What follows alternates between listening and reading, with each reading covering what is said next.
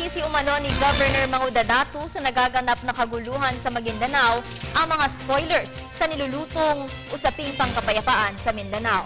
Matatandaan na ilang ulit na nagdulot ng kaguluhan ang ilang rebeldeng grupo, partikular na ang BIFF sa nasabing lugar. Balitaan mo kami, Eddie Arellano ng TTV Davao.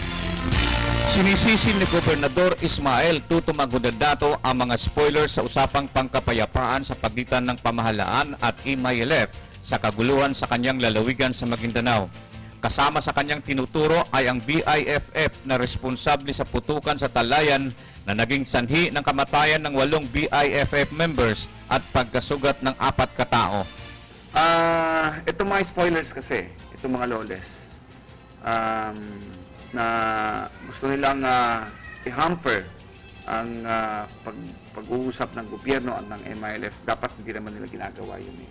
Especially itong mga ginagawa ng BIFF na alam naman din natin na ang gobyerno talaga ay sincere at honest na ipanapatupad itong ating peace process.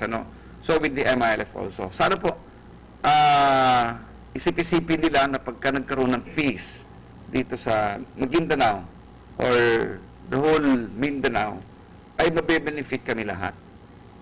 Sinisiguro naman ni Mangudadatu na mabigyan ng tulong ang mga evacuees na naging biktima ng putukan, kasama na rin ang mga biktima ng mga pagbaha sa mga nagdaang araw.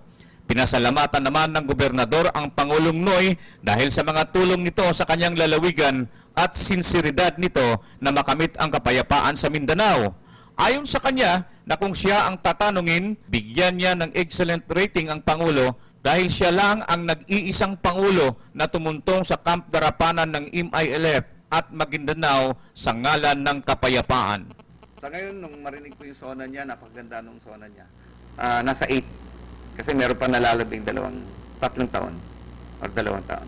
At 8 is, I consider it as excellent or very, very good na performance.